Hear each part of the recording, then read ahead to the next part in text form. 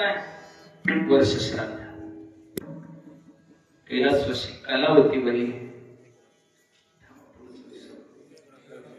मेघराजची फुंदे बरोबर यांच्या वर्ष श्राद्धाचा कार्यक्रम आहे.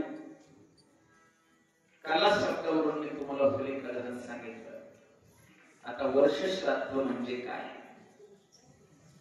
एखाद्या व्यक्तीच्या मृत्यूनंतर गरुड पुराण सांगतं यमराजाच्या समोर जाऊन उभा राहायला 12 महिन्याचा काळ लागतो. द्वादशमासांते वैश्रवण समीपस्थै ततो उपाविशत् शिवात्मनः. गरुड पुराणाचा प्रेम कल्पातला विषय. तिथे गेल्यानंतर यमराज समोर त्याला विचारतात काय इच्छा आहे? पहिली इच्छा असते मला प्रचंड भूक लागली, खायला काहीतरी द्या. कारण 12 महिने ह्या जीवाला काही खायला नाही.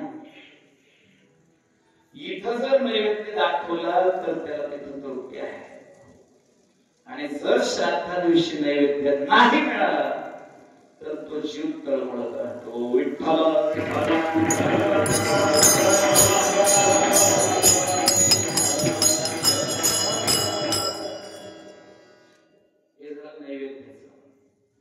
श्राद्ध शब्दाचं निर्वचन शब्द कल्पद्रुम नावाच्या ग्रंथामध्ये व्याकरणाच्या दृष्टीने असं केलं.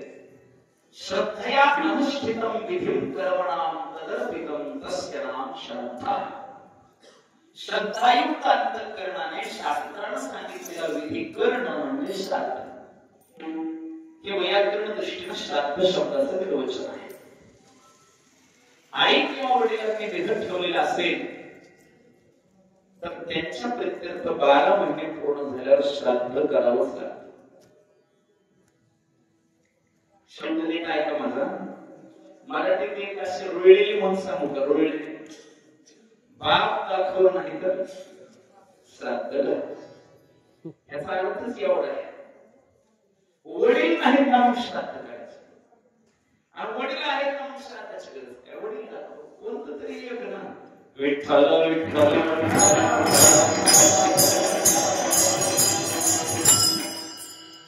श्राद्धाच्या दिवशी काय काय दान करावं? गरुड पुराणाच्या कल्पात सांगितलं पंचदानं श्राद्धदिनेषु महत्पुण्य फलप्रदायक.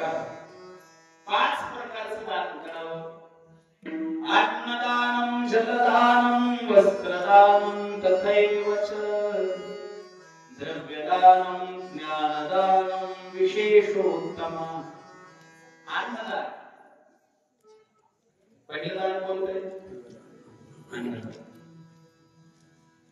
आज पंडित परिवार सुद्धा पंडित करणार आहे. कसं आहे? उद्या आहे ना सकाळी. बरं अन्नदान. दुसरं सांगितलं जलदान. पाणी सुद्धा दान करा. तुम्ही म्हणाल पाणी म्हणजे पाणी देऊच की ते झालं.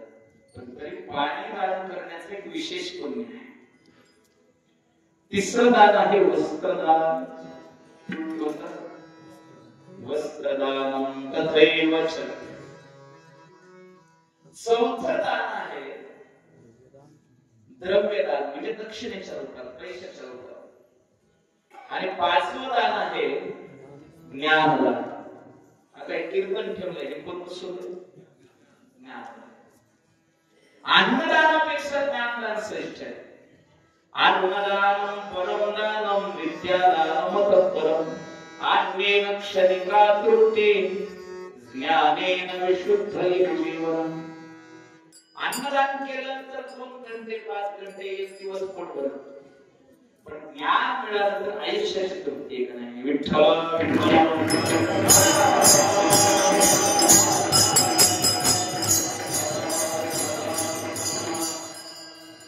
आणि ज्ञान कोण देऊ शकतं? जे गुरु आहेत तेच. गुरु ते ज्ञान. ज्ञानी आत्मदर्शन दर्शने समाधान अति जैसे. या दृष्टीने अन्नदान किती लोकांना करावं? एका दानाचा विचार सांगतो. अन्नदान हे कमीत कमी 1200 माणसांना जीव घालावा असं वर्णन आहे गरुडाला. भगवान विष्णू गरुडाला सांगतात द्वादश मनुष्याणां शताधिक्यां कुर्वन्नदानं तदा लभन्ते महापुण्यफलं नृणाम्. 1200 माणसं जीव घालावे. किती? 1200. काय फळ आहे? महापुण्यफल. महापुण्यफळ आहे. पण माणसं म्हणते महाराज 1200 म्हणजे लय झाले. एवढं कुठं घडत असते का? इतकं कुठं होत असते का? ऐकत नाही. एवढे पैसे नाही. काही गावामध्ये माणसं येतच नाही श्राद्धाच्या जेव्हा. आम्ही काशी केली, बनारस केली, असं केली, जमत नाही. काही जणांना करणी तोडगा बाणामध्ये तेरामध्ये आमक डमक तमक येतच नाही. मग कसं करावं? कमीच जमत नाही का? जमतंय. किती माणसं जीव घालावे? मग 500 मनुष्याणां भुंक्त्वा भोजनं. 500 माणसं जीव. 500 किती? मग फळ काय म्हणतात? तदपि महापुण्यं लभन्ते नराः. तरी सुद्धा त्या पुरुषाला महापुण्य लाभते. तुम्हाला नराः का म्हणले? नारी का म्हणले? त्याचं कारण आहे. श्राद्ध करणं हे मुलाचं काम आहे. पुरुषासी पर्वकाळ जन्मात जोडे एक वेळ. माता पितयाचा मरण काळ ती धर्माची वेळ अति पवित्र. आई किंवा वडिलांनी देह ठेवला त्यांच्या प्रित्यर्थ श्राद्ध करणं, पुण्यतिथी करणं हा पुरुषाच्या जीवनातला पर्व काळ आहे. आणि जन्मात एकदाच येणारा पर्व काळ आहे. धर्माची वेळ आहे ना, अति पवित्र वेळ आहे. म्हणून अशा वेळेस पुत्राई करत जाऊ नये.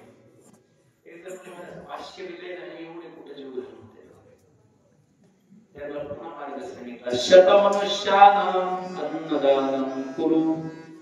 किती? 100 म्हणजे 100 आउट ऑफ 100 माणसं जीव घाला. मग महापुण्य शब्द लिहिला नाही बरं. तदा लभन्ते पुण्यफलम्. महाशब्द काढला. 100 जीव घालल्यानंतर मी महापाहिजे. मग पुण्य लागते. पुण्य महापुण्य नाही ना. पुण्य मला 100 माणसं म्हणजे लय झाले की हो. थोडं काहीतरी कन्सेशन डिस्काउंट म्हणजे आहे ना. किती?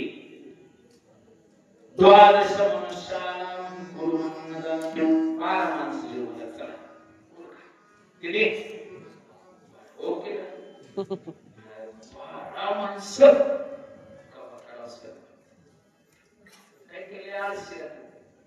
करणे वाचून दिलं ते 12 माणसं जीव घालून म्हणजे किती? आणखी एक पर्याय सांगितला. 5 मनुष्यानां 5 जणांना जीव. किती? आपल्या खेळात एक माणूस सांगू जास्त नाही घडलं तरी किती पात्र उठवावं?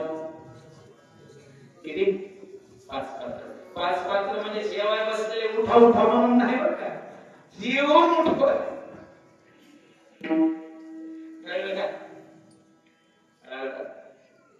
जीव घालून उठवावे असा अर्थ आहे. 5 बी घालणं होत नसले तर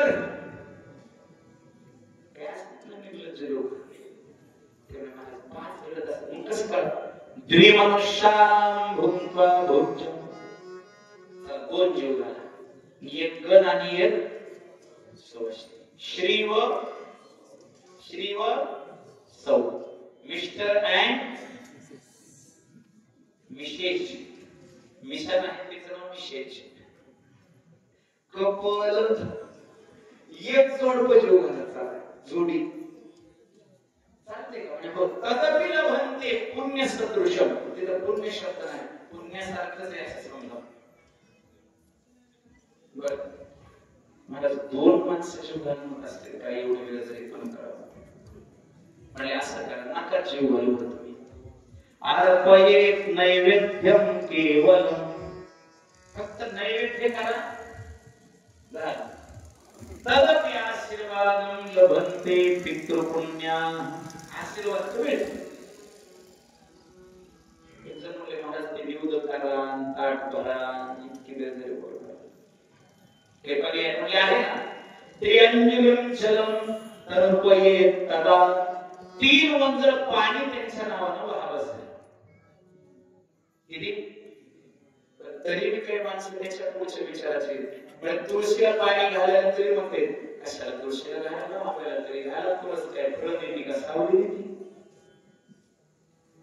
मग अशा माणसासाठी एक सांगितले नका पाणी सुद्धा जाऊ देतो काय करा तत्रताम मुनीषु गच्छ हस्तम ऊर्ध्वं धारयेत् रुरुदु सुस्वरम वनाचा हातवरी करा वरी बघा राडा आणि माफी मागा क्षंतव्यम मम अपराधम इति मृते हे माझे वडील हे माझे आजोबा हे माझे कोण असतील ते मी तुमच्या करता काहीच करू शकत नाही मला क्षमा करा एवढं केलं तरी सुद्धा पाप नाही एक जर म्हणला वनाचा हातवरी करा राडा माफी मागा एवढं बोलत असत म्हणजे आतापर्यंत सवास सांगितले आता उलट शास्त्र सवास सांगून सांगून सांगून सांगून बघते नाहीच ऐकले की उलट सोडत शास्त्राची रीतच तशी म्हणजे तदा प्रव्रजेत महारौरवं नरकायव दश सहस्र वर्षानि तदुद्धूतः 10,000 वर्ष महारौरव नरकात जाऊन पडतात आणि पितर श्राप देतात ओम सिंदुराचार्य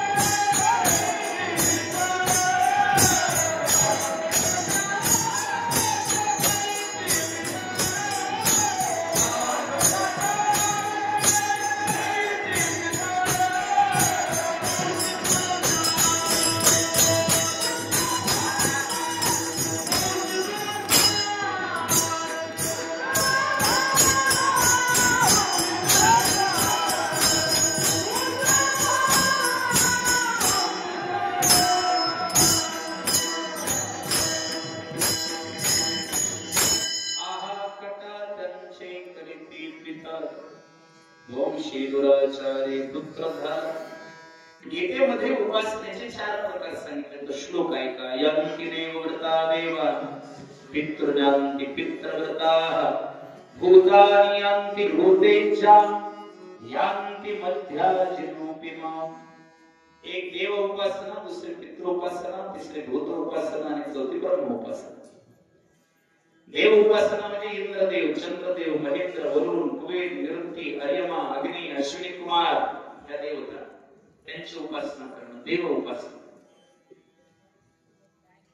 दुसरी पितृ उपासना, आई वडील आजोबा पंजोबा यांच्याबद्दल श्रद्धा भाव, त्यांच्या आत्मेचं पालन. सगळ्या तीर्थाचं तीर्थस्थान म्हणजे आपले मायबाप आहेत. सगळं तीर्थांची धुले जी का माता पितर ते सेवेसी कीर शरीरे दोन की ते नावाला सांगतात. ज्ञानेश्वरीच्या 17व्या अध्यायातली ओवी आणि माय बापे केवळ काशी तेने न जावे तीर्थाशी मातृदेवो भव पितृदेवो भव. तर पुढे आणखी थोडं घ्या. पुढची स्थिती माता पित्याच्या सेवेचं काय महत्व आहे.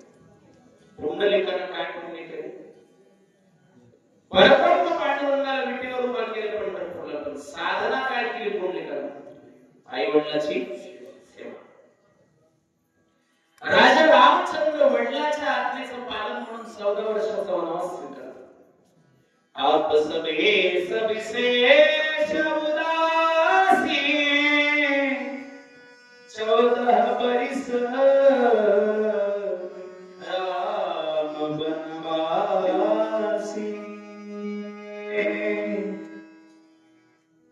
हे मात्र पितृ सेवेचं महत्व. पितृसेवा पुण्य लाभले निधान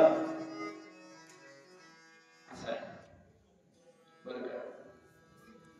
पितृ उपासना. तिसरी भूत उपासना. भूत उपासना म्हणजे भूत म्हणजे भूत प्रेत नाही बरं का.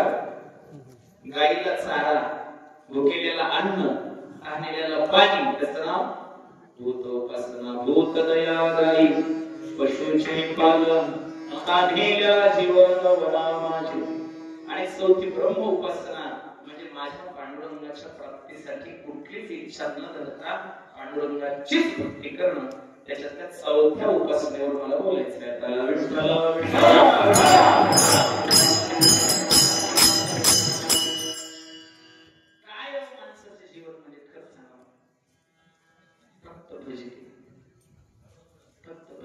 प्रत्येकाचं तेच आहे. फक्त दुसऱ्याचं आपल्याला वाटत नाही, आपलं जास्त वाटत. परेशानी तब तक परेशानी नहीं होती जब तक अपनी नहीं होती. अडचण आपली जोपर्यंत नसते तोपर्यंत अडचणच नसते. साध्या मराठीत आपल्या खेळात म्हणून आहे, पर दुःख शीतळ. दुसऱ्याचं दुःख हे दुःख वाटतच नाही, आपल्याला होतं तेव्हा ते फार असं फुलत असतं, खुलत असतं. पाय माझे दुखायले तेव्हा पाय दुखीचा त्रास कळतो, तुमचे दुखत असल्यावर मला काय त्याचं असं आहे की नाही. आणि अजून एक महत्वाचं सांगतो, ह्या मृत्यू लोकात सुखी म्हणून कोणीच नाही. समर्थ आपल्यासाठी स्पष्ट सांगितलं, जगी सर्व सुखी असा कोण आहे, विचारी मना तू शोधोनी पाहतो. काही ना काही त्रास आहे बरं का, काही ना काही दुःख आहे बरं का प्रत्येकाला. प्रत्येकाला आहे. उदाहरण सांगतो, काही जणांकडे पैसे नाहीत म्हणून दुःख आहे का नाही. काही जणांकडे पैसे आहेत पण पोर नाहीत म्हणून दुःख. काही जणांना पोरं आहेत पण ते इतके भांडतात की कवनच झाले असं वाटतं. काही जणांना पोरं भांडत नाहीत पण शेजारी त्रास देतात, त्याचं दुःख आहे. काही जणांचे शेजारी चांगले पण भावकी खराब. ती भावकी अशी बेजारी करते, त्यांचं काही चांगलं व्हायचं आलं की हुसकून देतात. काही जणांना भावकी त्रास देत नाही, गावकी त्रास देते. गावातले काही कुंड असतात ते उगूच छान. काही जणांना भावकी त्रास देत नाही, गावकी त्रास देत नाही. ऐका, सगळं चांगलं असतं पण कॅन्सर होतं म्हणजे शरीरात रोग. काही जणांना रोगही होत नाही, भावकी त्रास देत नाही, गावकी त्रास देत नाही, काहीच नाही, बस स्मृती भ्रंश होतो. डोकं सरळ नाही, बुद्धी बंद. काय करायचं, सगळं असूनही काय फायदा. तिसरा मजला जर स्विच ऑफ झालाच उद्याच तर कुठं कुठं गटलं मारून ठेवलं हे आठवण तरी का.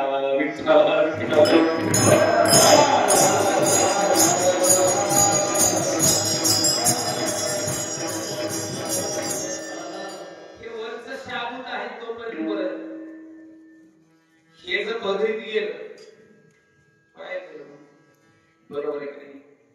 म्हणून हे खूप महत्वाचं आहे. दुःख प्रत्येकाला आहे आणि दुःख बदलत राहतं. आज वेगळ्या गोष्टीचं दुःख आहे, उद्या वेगळ्याच गोष्टीचं दुःख होतं. पूर्वीचे दुःख वेगळे होते. माणसं लय मजे होते पूर्वी. डोक्यावर तेच सरपण आणायचं महिला मंडळाला, घागरी डोक्यावर काही, कमरेवर काही. काही काही मायामावल्याने घागरी आणून आणून आणून ते कमरेचं हाड मध्ये दबायचं. पुन्हा पिठाचे डबे घेऊन चालायचे डोक्यावर. आता वजन कोणतंच नाही, जळणाचं वजन नाही, कारण चूलच नाही. चुलीच्या जागी काय आला, गॅस. स्वयंपाक गॅस वरून पोटात दुसरं पुढं आहे का. पिठाचे डबे आणायची गरज नाही. आता घरोघरी काय झालंय, चक्क्या, बटन स्टार्ट, चक्की सुरू. इकडून ज्वारी टाकली तिकडून पीठ, पुन्हा ती कशी सेटिंग लावायची काय नाही ते आहे त्याचं चांगलं. पाण्याची अडचण डोक्यावर आणायचं नाही, कमरेवर आणायचं नाही. आता तुम्ही मांजराकडचे लोक आहे, तुमचं बरं होतं. इथून इकडच्या लोकांना किती ताप आहे पाण्याचा. तुम्हाला इकडे इथं पाणी उपसून आता ती तरी गरज आहे का. नळ आहे कुठे आहे, चुलीतच आहे. नाही नाही चुलीत नाही. किचन वाटेवरच आहे. ताकद नाही ना, गळ फिरवलं की पाणी. आता वजन आहेत का? सरपणाचं वजन आहे, पिठाचं वजन नाही, पाण्याचं वजन. मग वजन संपले का? नाही संपले. कारण वर वजन आहे पण डोक्यात वजन आहे. मला माझी जाऊ असं का म्हणली, फलाना असं का बोलला. इमिशन, डिप्रेशन, तणाव, ताण. किती छोटं कुटुंब असलं तरी टेन्शन नाही. किती जण म्हणलं 3 जण. म्हणलं कोण कोण? मी, माझी बायको, निघली करून. तरी तणाव चालू. डिप्रेशन, त्याच्या गोळ्या सुरू झाल्या. आणि गोळ्या काय करीत नाही, कसं झोप यायच्या गोळ्या, दुसरं काय व्हायचं काहीच करत नाही. आणि काय होत नाही, काय होत नाही त्या गोळ्या. मग शहाण्या माणसाला कधीच अँटी डिप्रेसंट, मसल रिलॅक्संट, अंटघट संट काही खाऊ नका. मस्त ताब्यावर पाणी प्या, मांडी घालून बसा, जप सुरू करा. श्रीराम जय राम जय जय राम, श्रीराम जय राम जय जय राम. 2 तास रुकायचंच ना. कारण जिथं कृष्ण आहे तिथं टेन्शन आहे. चिंता ते पळाली गोकुळा बाहेर, प्रवेश भितरी केला देवी. तुम्ही करून तर बघा नामजप. गोळ्या पोळ्याचं ढेकून काय फक्त जप करीत राहा, मनातून करा.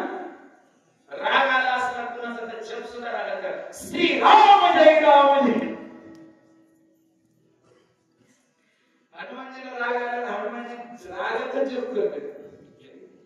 श्रीराम जय राम जय जय राम, श्रीराम जय राम जय जय राम, श्रीराम जय राम जय जय राम.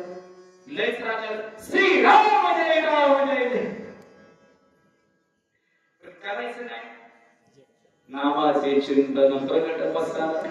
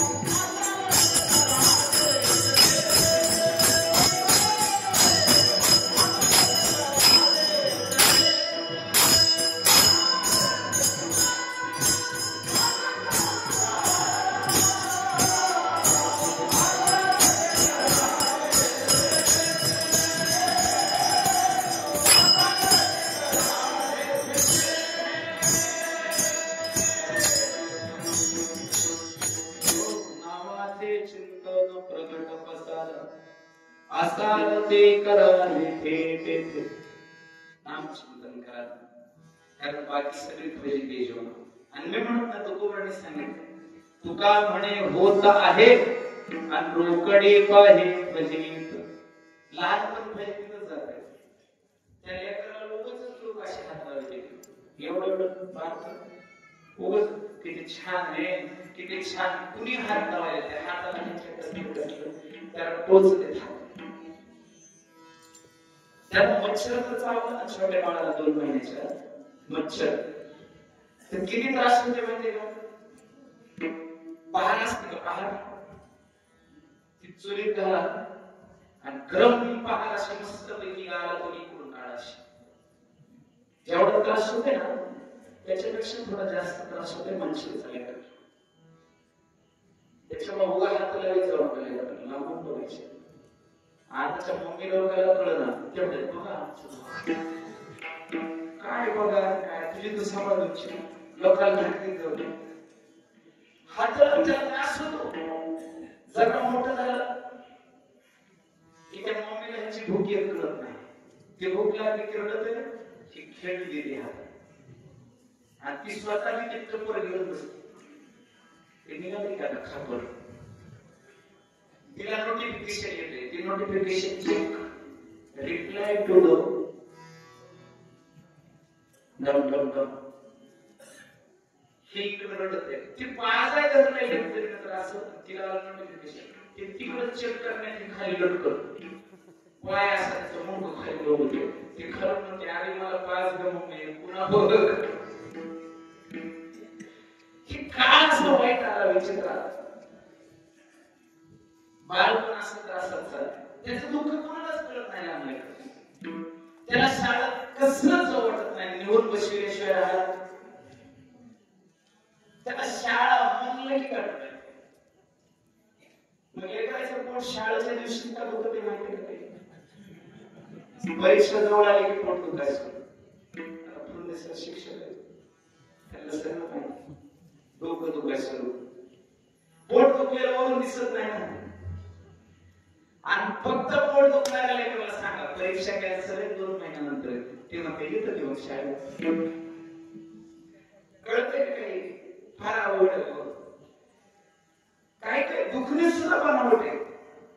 आता ते लेकरांचे दुखणे त्यांना त्यांची इच्छा नाही. आर्थिक पाहणे सुरू 29 29 29 दोन्ही 58 29 त्रिक 29 त्रिक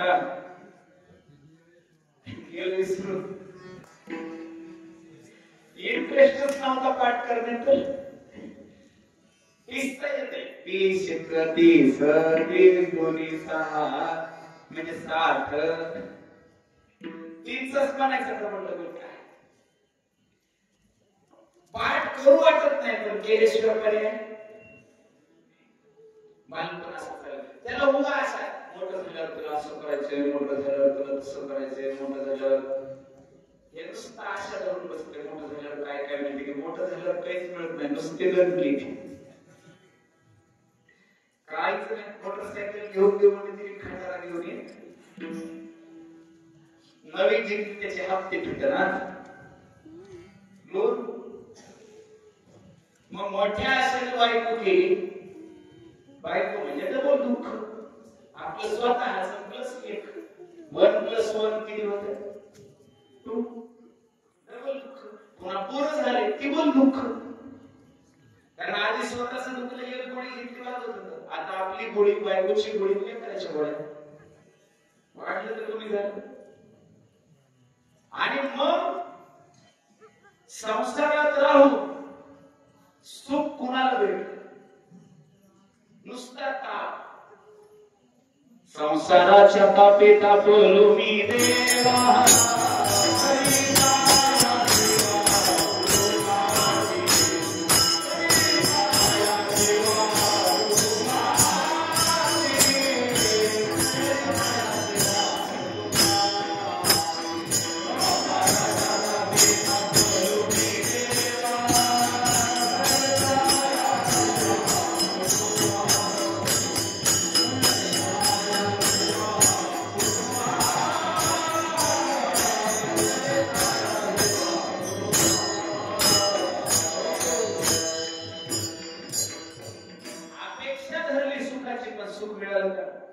जन्म गेला आशा धरून सर्व सुखाची आशा जन्म गेला.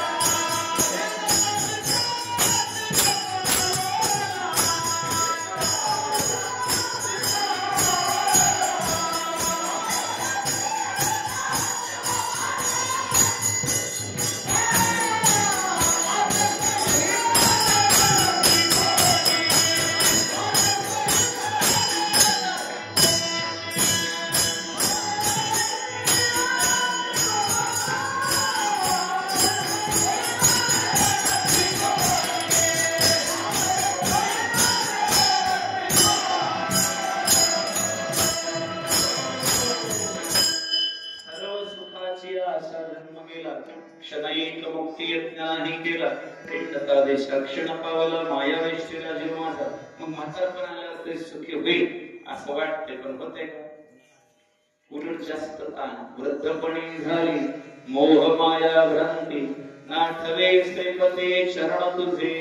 माझ्या नातूचं कसं होईल, माझ्या पंतचं कसं होईल. अंगात ताकद राहत नाही, इच्छा संपत.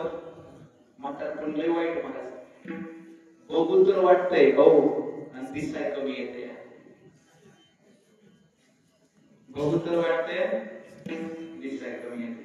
ऐकायची तर लय इच्छा. म्हातारे माणसं असं कान देऊन एखादी म्हातारी सुना बोलला का कुजू कुजू कुजू त्या मोठा कान देऊन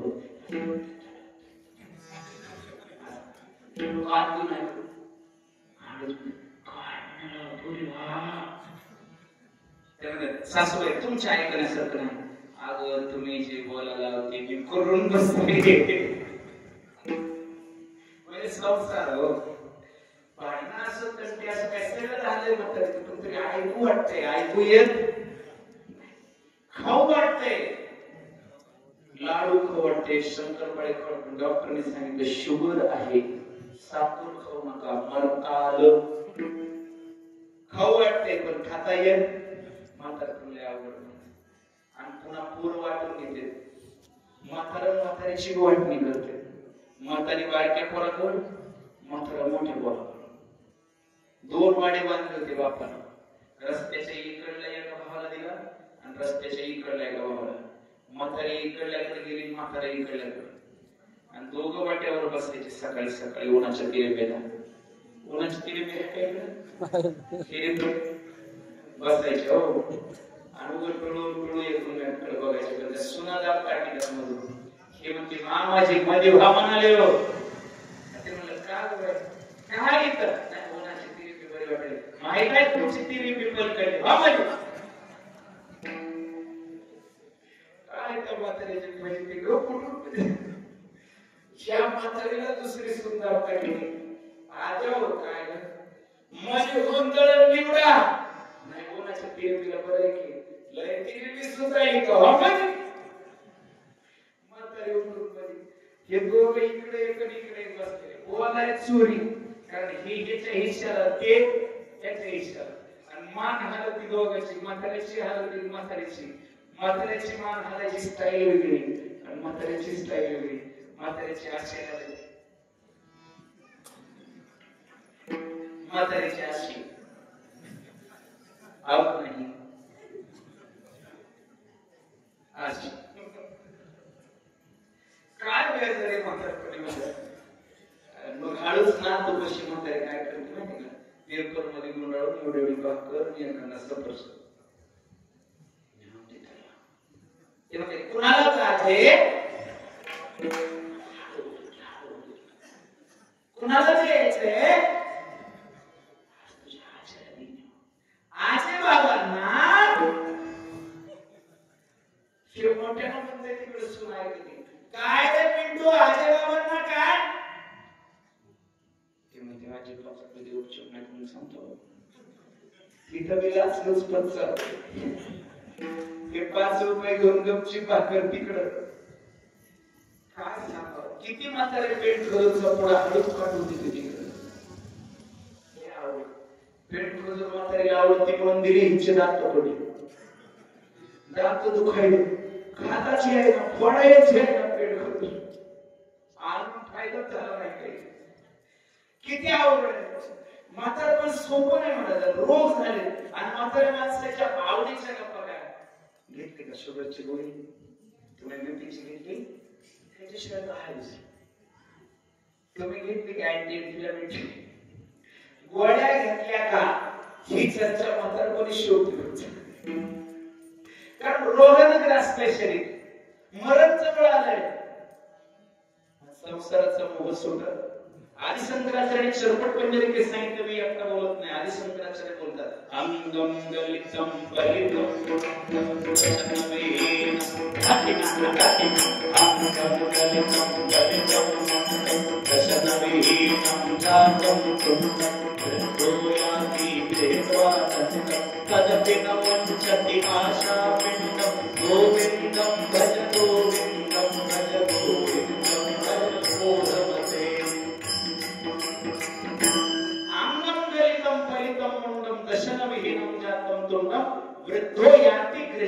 दंडम तदपि न मुंचती आशा पिंडम. शरीरात तर ताकद राहत नाही, बुद्धीत युक्ती राहत नाही, पण आशा सुटत. जन्म कर फजिती. तुम्हाला वाटतं तरुण पण बरं आहे, अजिबात बरं नाही. फक्त व्याकुळता.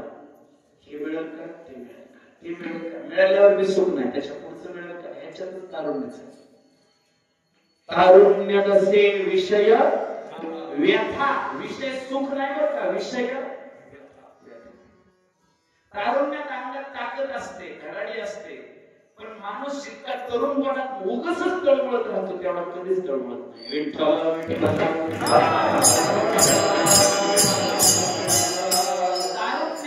व्याकुलत्वम केवलम. दुसरं काय नाही, फक्त व्याकुलता.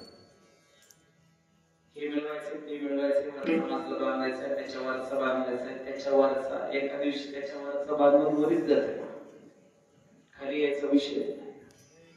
तरुणपणात किती इच्छा आहे, किती अपेक्षा आहे, किती आकांक्षा आहे, त्या अपेक्षांच्या आणि इच्छाच्या ओझ्याखाली दबून मारायची वेळ आहे. पूर्ण तर काहीच होत नाही, झाली तरी इच्छा पूर्ण तृप्ती. विषय किती भोगल्यावर तुम्ही तृप्त व्हाल. मला फटाफट 2-4 प्रश्नाची उत्तर द्या. सुंदर रूप बघायची इच्छा आहे, डोळ्यानं किती वेळ, किती प्रकारचं आणि किती सुंदर रूप बघितल्यावर डोळे तृप्त होतील. बोला.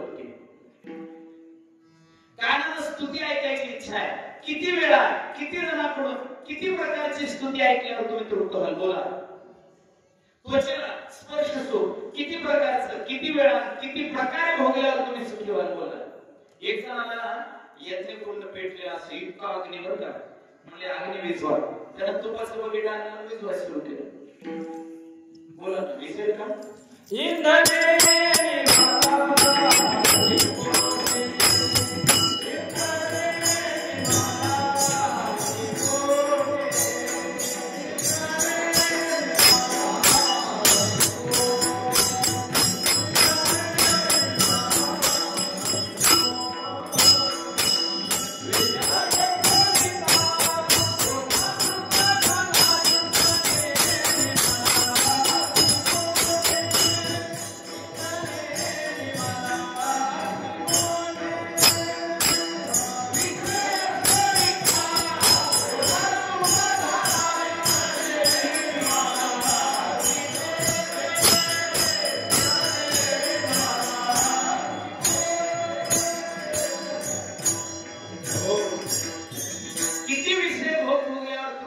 कधीच होत नाही. भोगाची इच्छा वाढत राहते आणि इंद्रिय कधीच तृप्त होत नसतात. मरेपर्यंत जरी विषय भोग भोगले, पूर्वची कथा प्रसिद्ध आहे, मुलाचं 1000 वर्षाचं तारुण्य स्वतः घेऊन भोग भोगले पण तृप्ती झाली नाही. त्याने शेवटी सांगितलं, भोगून तृप्ती कधीच होत नसते, फक्त तुपानं यज्ञ विझवण्यासारखं काम आहे, कधीच विझवत नाही. वासना दुष्फळ आहे. एकच दृष्टांत 2 मिनिटाचं लक्ष देऊन ऐका, म्हणजे तुम्हाला अभंगाचा अर्थ कळेल लगेच. एका राजाच्या दरबारामध्ये एक साधू गेले आणि हात मागले, भिक्षा मागा. राजा म्हणला, या या काय वाढ म्हणजे भिक्षा म्हणजे कशात देऊ.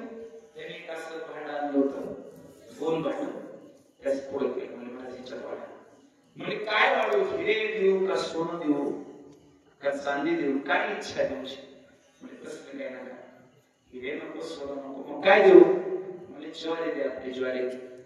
ज्वारी माहिती, जोंधळ ज्वारी वाढ. म्हणजे किती, म्हणजे एवढं पात्र भरून द्या. म्हणले, महाराज मी राजा आहे, मला सोनं मागा, हिरे मागा, तुम्ही काय मागता, उगाच ज्वारी मागतात. म्हणजे मला ज्वारीच द्या, पण पूर्ण भरून द्या मधाचं पात्र. म्हणजे त्याला काय किती लागणार आहे, माझ्याकडे पोत्याने पडलेले, आणली ज्वारी टाकली, आणली टाकली, त्याचं पात्रच भरणार. पोत्याशी टाकलं तरी पात्र भरणार. कसं काय विचारा, त्या पात्राला खालून गुडच नव्हतं. आता गुड नसलेलं पात्र किती टाकल्यावर भरेल.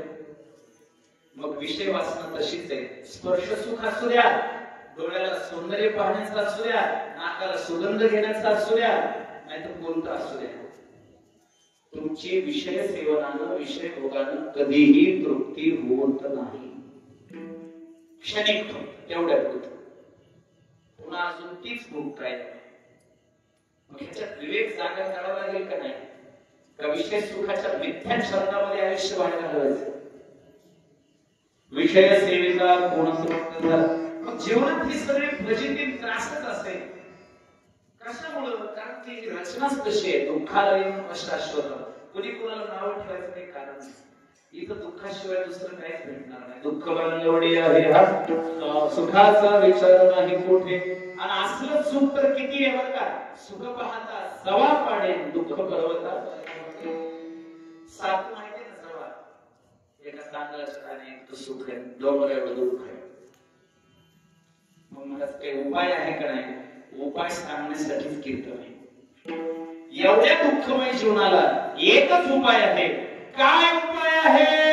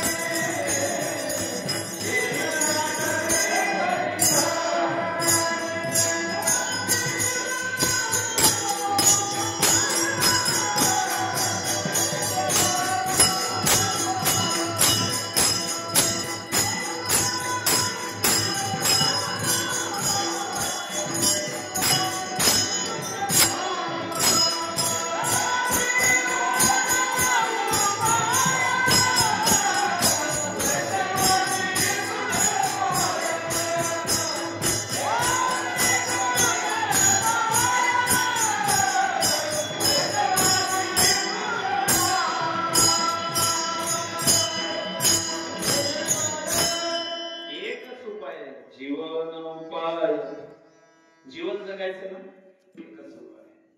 संतांनी सांगितलं उपाय ह्या शब्दातच उपाय आहे. उपाय देवाचे पाय हाच उपाय आहे. वैद्यवानी तुझे पाय, त्यांच्या पायाच्या आधारानेच आपण करून जाऊ शकतो.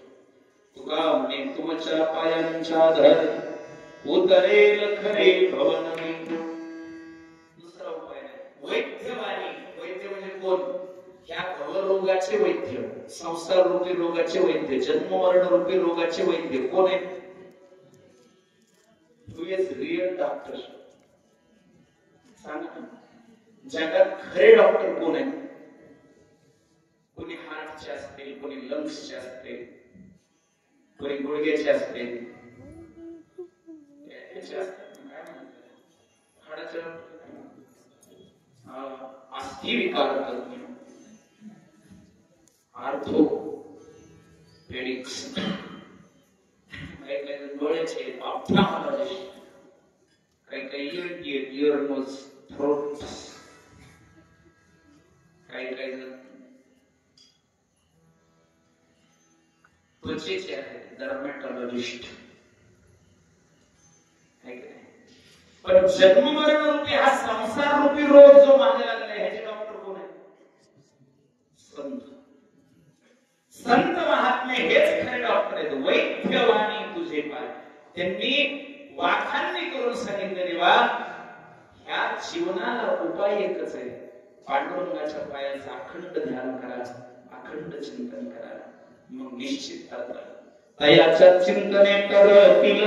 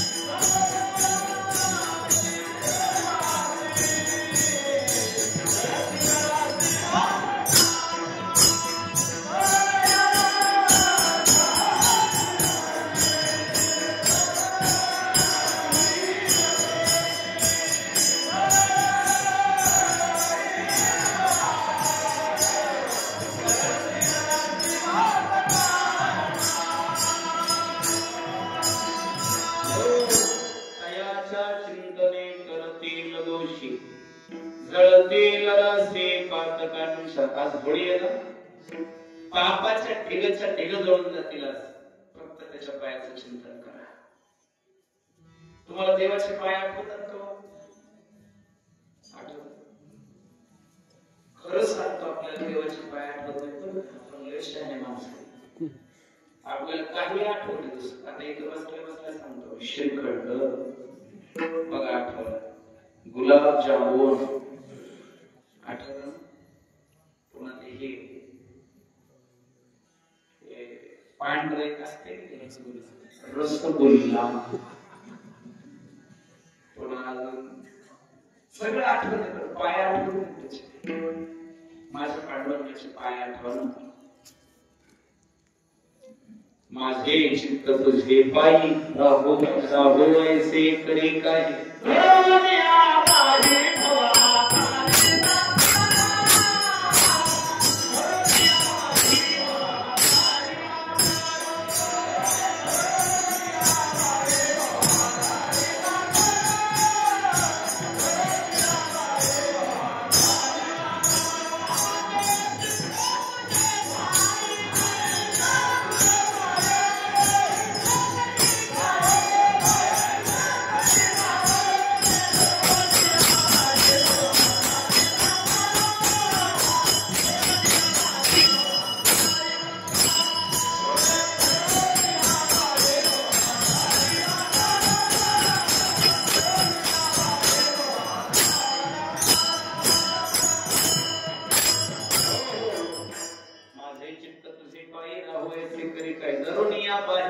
म्हणजे हाताला धरून देव भवसागर पार करतात.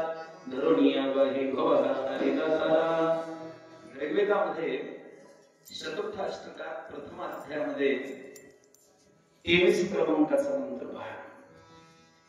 ओम अग्नन्यः पराग्नन्तोऽपि त्वमाध्याः सवे विश्वानि सर्वे भद्राणः प्रसवान्त्यमेते तान् दृष्ट्वा विवक्षान्तच्चरणं ते ध्येयामः. वेद भगवान सांगतात, अनंत विश्वसृष्टीच्या समस्त विस्ताराला जो अधिष्ठान रूप आहे, त्या मूळ अधिष्ठानाचं आम्ही असं ध्यान करतो की ज्या ध्यानाद्वारा आमच्या आत्यंतिक दुःखाची निवृत्ती होते. ते अधिष्ठान त्याचे चरण आहेत. चरण, चरण म्हणजे पाय. त्याचं ध्यान केल्याशिवाय दुःखाची आत्यंतिक निवृत्ती होत नाही, जन्म मरण संपत नाही.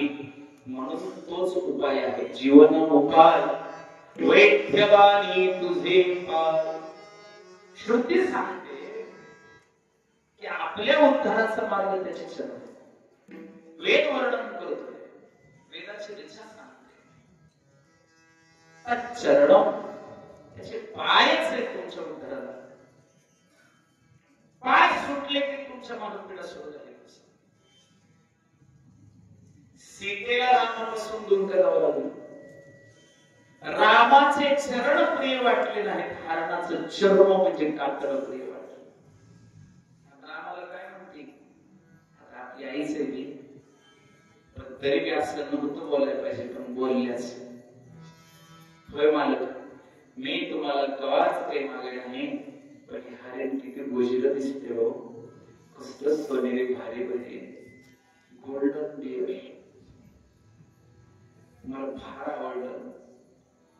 ह्याच कातड जर आणून मी चोळी शिवून घातली, मी किती भारी दिसत. देवाने म्हणा कसे ते जागेवर ये, भानावर ये. देव लय चतुर आहे. जागेवर तर कवाच समजून सांगत नाही माणसं. फाटका खाल्ल्यावर पुन्हा म्हणते असं नव्हतं करा खायचे. चतुरा तो शिरोमणी गुणाला होण्याची खरं मुकुटा सकळा आणि धन्य तोची विठो.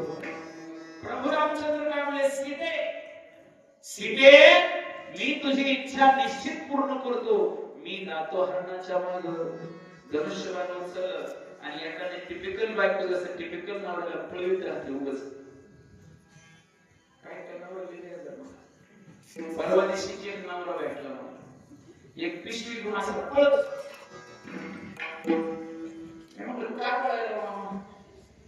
पिशवी झाली मग त्याच्यात काय कमाल झाली नाही जाऊस तो जर फॅशन बदलली तर दुसरी आणावं किती पळावं पडली काय नवरे लय बेजार ऐसा तोरणीचा अंकिला किंवा तुका म्हणे केला रांडेने गाढव किती प्रमाण सांगतो ऐसा कांतेचा झाला दास नाही काही असं उरली तयार असं तर ती पण एक प्रकारची कोणती समजा काय देवीची होती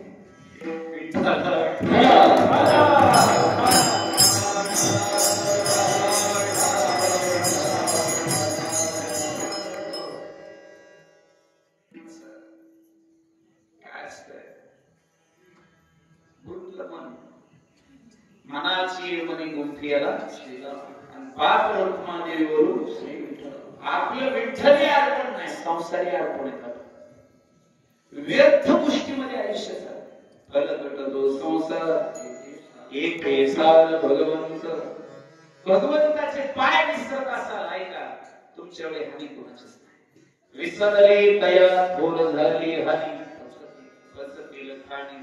राजा रामचंद्र गेले हरणाच्या मागे मग गेल्यावर तरी सीतेला कळायला पाहिजे जाऊस तर नाही कळालं ठीक आहे गेल्यावर तरी ज्या हरणाचा मी मोह धरल्यामुळे माझे श्रीहरी माझ्यापासून दूर गेले त्या हरणाचा मोह सोडून आता तरी हाक मारावी राम हळूहळू चालले होते सीता मागून काय म्हणते मालक हरण लय चपळ आहे पळा राम म्हणले भेटतो 6 महिने जे आहे पुढे काय वाचला असेल ते माहितीये मग तिथं रडत बसायचं मुळं सांग ओ सखी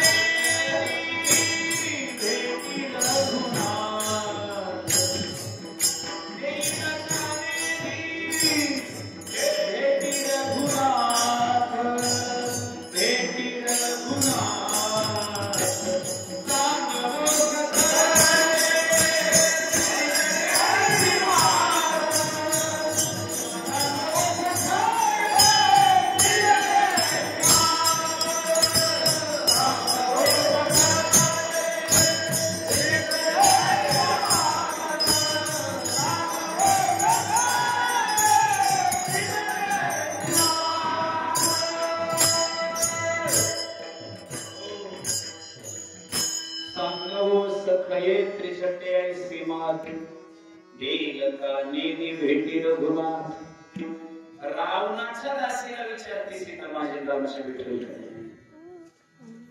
कोणते काय जवळ तवा कळलं नाही हीच भानगड आहे देवाच्या पायाला अंतर नका विनंती एकच आहे नको तती येथे उपजवेती अंतराय सायासाची जोडी माझी तुमचे पाय पैशाच्या नादात जर देव दूर जात असेल तर पैसा सोडा पण देवाचे पाय दूर जाऊ देऊ नका कीर्तीच्या छंदात जर तुम्ही अडकत असताल तर कीर्ती नाशी होते पण देवाचे पाय नाशी जर सावध व्हा आणि त्या पायाची आठवण जर मी घडी घडी केली असती तर मला जर पडायची वेळ आली नसते हे विना ठवी घडी घडी मनोनिया सरपडे आणि जर त्या पायाचं अखंड चिंतन केलं पांडुरंगाच्या माझ्या श्री विठुरायाच्या तर तिथं काय तुम्ही महाराज तुटे भवरोग जेथे सर्व सुख भोग भवरोग निघून जातो जन्म मृत्यूचं चक्र थांबतं आणि सर्व सुखाचे भोग त्या पायावर तुका म्हणे माझे हेची सर्व सुख पाहिजे श्रीमुख कारण तिथंच सुख आहे सगळं माझ्या पांडुरंगाच्या पायातच सुख कुठंच सुख नाही झालं सर्व सुखे आजी येथेची उरली आता पाय विठोबा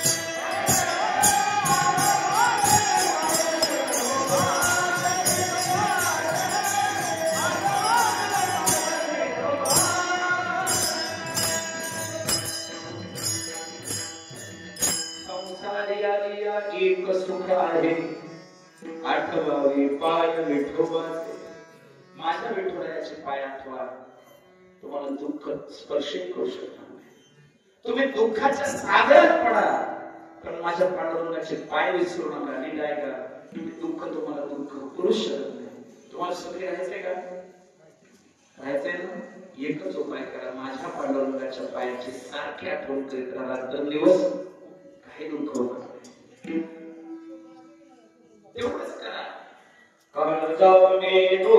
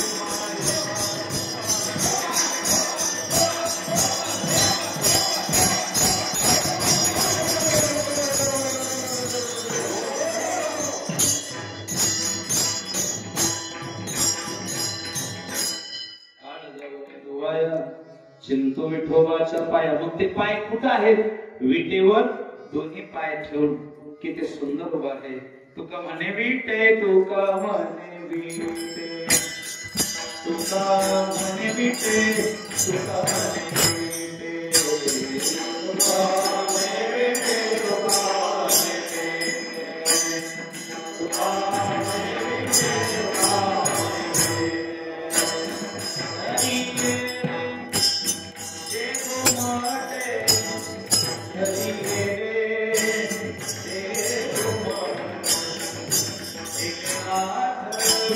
तुका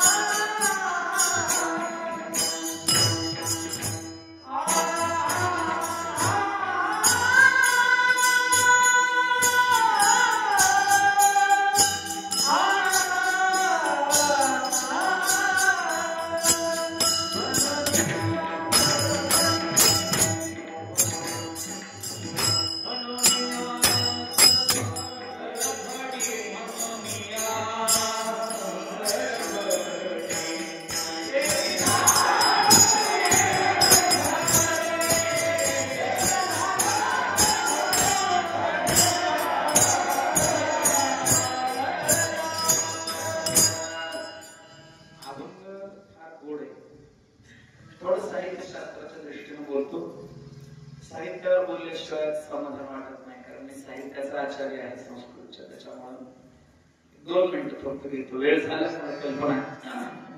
अभंगामध्ये उपक्रम आणि उपसंहार फार गोड बसवला. जे षडलिंग असतात साहित्याचे त्याच्यामध्ये उपक्रम दिलाय. जीवन उपाय वैद्यवानी तुझे पाय. ते पाय कुठं आहेत त्याचं वर्णन शेवटच्या शरणात आहे. तुका म्हणे विटे घरी येणे जे गोमटे. विटेवर जे पाय उभे आहेत ते, तोच आमच्या जीवनाचा उपाय आहे. याला उपक्रम उपसंहार असं म्हणतात. आता साधन काय सांगितलंय तर देवी न आठवी घडी घडी म्हणून या सरफडे. त्या पायाची आठवण करणे साधन. आणि अपूर्वता काय त्याच्यामध्ये तर जर त्या पायाचं चिंतन केलं, अपूर्वता हे षडलिंगातलं एक लिंग आहे अपूर्वता, तर भवरोग नष्ट होऊन सर्व सुख भोग प्राप्त होतील. तुटे भवरोग जेथे सर्व सुख भोग. असं थोडं साहित्याच्या दृष्टीनं फार सुंदर अभंग आहे. आणि मी तुम्हाला सांगू, मला अभंगामध्ये कोणताही अभंग असेल साहित्याच्या दृष्टीनं जर सुंदर असेल अभंग तर लवकर पाठवतो. विठ्ठल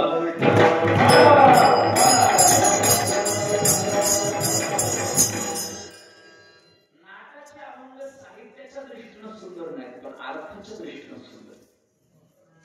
आणि आज जो अभंग मी निवडलाय त्याच्यात सगळं मिळून महाराजांना एकच सांगायचं की जीवनात सुखी राहायचं असेल तर देवाच्या पायाचं चिंतन करा.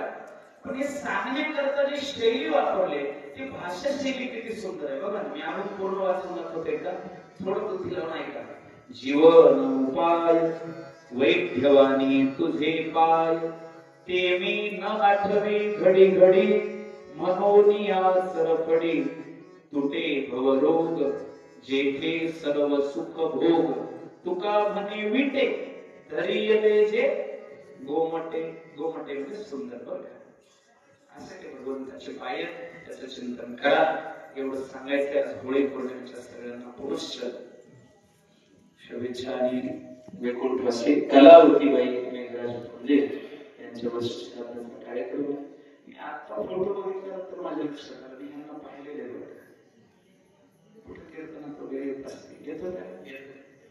आणि आमचे धनराजजी मेघराज फुले सर अध्यात्माचे श्रोते